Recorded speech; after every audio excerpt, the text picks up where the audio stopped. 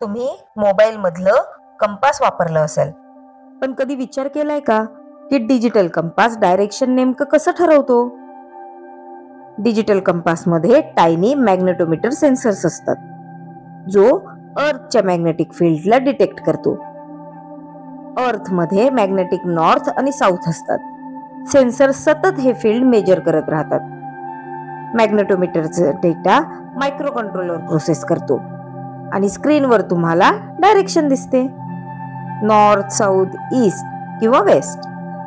म्हणजेच काय तर तुमच्या फोन किंवा स्मार्ट वॉच मध्ये छोट्या सेन्सरच्या जोरावरच तुम्ही नेहमी डायरेक्शन बघू शकता, अगदी रिअल टाइम. कमेंट मध्ये मला सांगा, तुम्ही कंपासचा डिजिटल व्हर्जन कुठं वापरलाय?